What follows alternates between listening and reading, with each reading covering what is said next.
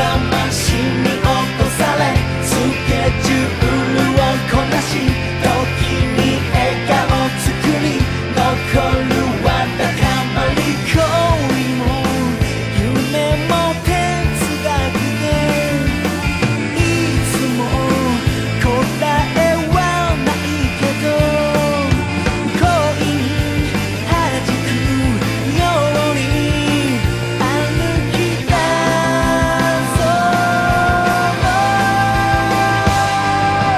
んか幸せちょっと幸せ感じる時こそ幸せの始まりなんか行けそううまく行けそう踏み出す一歩で全て変えてゆけるね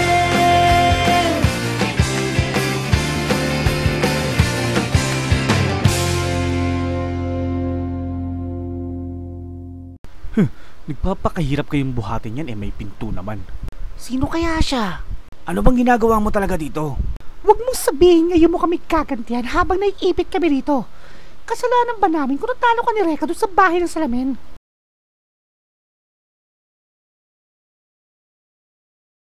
Ha? 2 metro ang kapal ng pader na yan Siguradong hindi ka ordinaryong bata. Magandang laban ito. Hinahamon kita. Di na nga bale. Ngayong alam na namin hindi ka nandito para gumanti sa amin, ibig sabihin, nandito ka para tumulong. Maraming salamat Huwag ka magpasalamat. Hindi ako nagpunta dito para lang iligtas sa mga buhay nyo. Nandito ako para kay Ana. Kawawa naman siya kung kayo lang magdiligtas sa kanya. Kayong 3 palpak, 1 unggoy, 1 gorilya, at 1 sea monkey. Hindi ko akalain bukod sa pagdiligtas kay Ana, kailangan ko pa palang mag-alaga ng 3 hayop. Anong sinabi mo? Bitawan mo ko, Max! Kakalbuhin ko yung hambog na yan!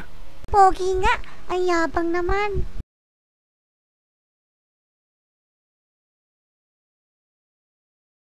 Ang galing mo naman, kuya. Akala ko masusurpresa na kita gaya ng iba, pero nasangga mo ang tira ko. Ang galing niya. Hindi pa rin ako makapaniwala na natalo ko siya noon nung naglabang kami sa bahay ng salamin. Sa taglay niyang galing, hindi ko akalain natalo ko si Dylan Mikagami gamit ang kanyang insui. Tama ang hinala ko. Taglay niya ang insui.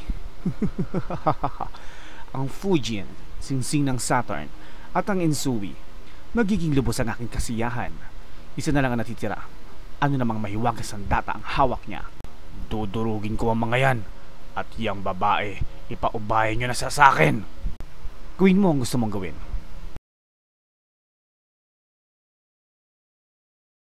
Siguro ikaw na nga yun. Sabi ni Ana, darating raw ang magiting niyang kabalyero para iligtas siya. Ha? Nakakatuwa naman. Ang tingin sa akin ng prinsesa ay kabalyero. Tama ka. Ako na yun. Magkaliwanagan nga tayo, Dylan. Sino bang parating nagliligtas sa kanya? Hindi ka ba nahihiya sa sarili mo? Sumumpa ka na ikaw ang magiging tagapagtanggol niya at magliligtas sa kanya. Alam ko na hindi mo pa rin nakakalimutan ang pinagkasunduan natin na kapag may masamang nangyari sa iyong prinsesa, pagbabayaran mo ito ng iyong buhay. Hindi ko makakalimutan yun. Hayaan mo, kahit na anong mangyari, ililigtas ko ang aking prinsesa.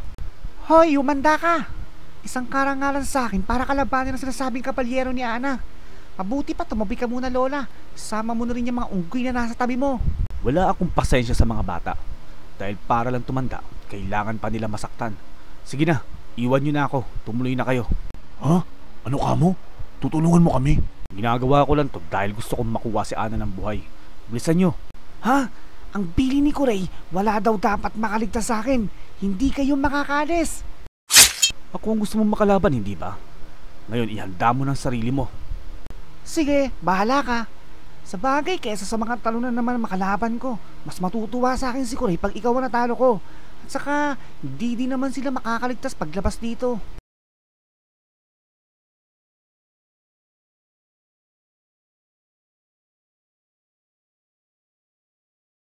Flame power! Hoy babae, kailangan natin mag-usap. Ang lalaking yon, sino ba siyang talaga? Nung 1 linggo lang kami nagkakilala ni Reka. Reka? Siya na pala si Reka. Gideon, umalis ka na. Maghintay ka na lang sa iyong kwarto. Hindi ko inakala na darating ang panahon na muli magtatagpo ang aming mga landas.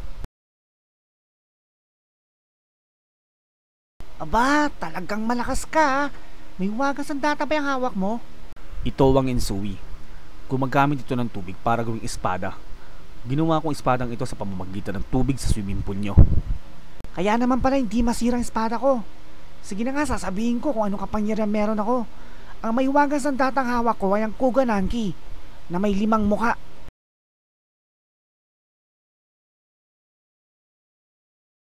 Siguro puro patibong nasa gilid na yan. Huwag kayong mag-alala. Isang mahabang pasilyo lang ang nandyan. Yung susunod na kwartong delikado, baka may nag-aabang na sa atin dun. Mahigit 400 taon na rin. Hindi ba, Reka? Sobrang tagal na nun ah. Sa palagay mo maalala pa kita? Si Kuya Kuray. Nandito. Si Korea? Siya na yan? Ay hindi, hindi yan si Corey. Si Britney Spears yan, Naira. Kasasabing si Corey yan eh. Sos, huwag tonta. Wala pa naman akong balak kalabanin ka sa ngayon. May gusto lamang akong sabihin sa'yo na mahalagang bagay, Reka Hanabishi. Ito yung siraulo nagpadukot sa prinsesa ko. Ang prinsesa ko! Ibalik mo sa akin!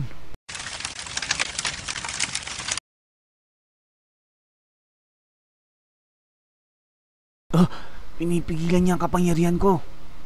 400 taon na nakakaraan ng maganap ang digmaan ng mga estado. Isang nilalang ang nagangalang Oda Nobunaga ang naghangad sa pamunuan ng buong bansa, kaya't naghasik siya ng kalupitan sa buong paligid. Pinatay ang sariling kapatid, pinasunog ang bundok, at nagsimula ang digmaang walang sapat na dahilan. Ng mga panahong iyon, kabilang sa estado ang tensyon ng mga angkan ng mga Iga.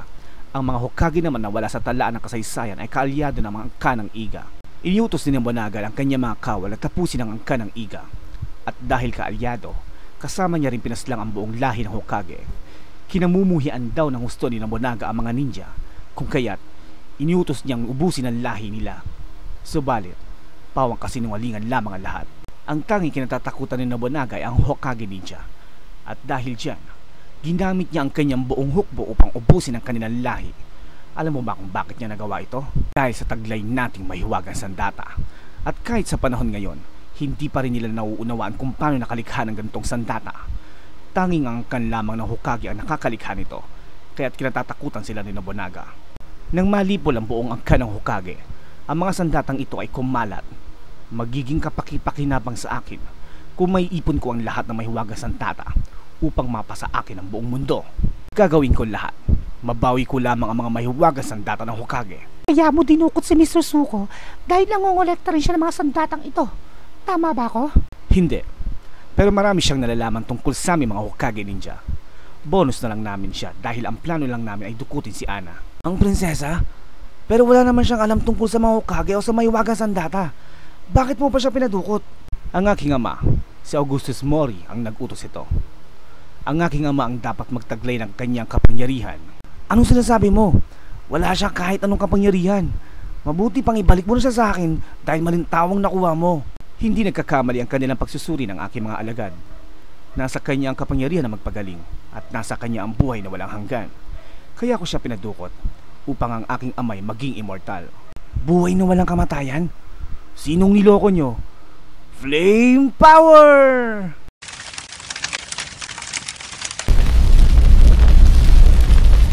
Pareho sila ng kapangyarihan ni Reka. Pabayaan mo munang isalaysay ko sa iyo ang ating nakaraan. 400 taon na nang ipinanganak tayo sa isang baryo na kung tawagin ay nayo ng Hokage. Tinawid natin ang tulay at napadpad ka sa kasalukuyan. Sangkol ka pa lamang nun, kaya't hindi mo pa naaalala ang mga nangyari. Sinungaling! Yan ang totoo. Mas mabuti pang maunawaan mo ng lahat bago ka pa maging isang malamig na bangkay.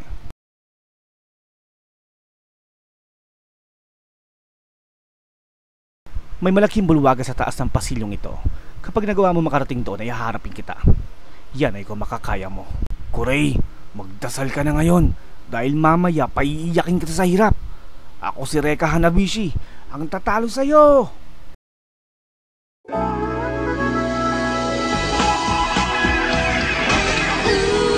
Love is changing every time I して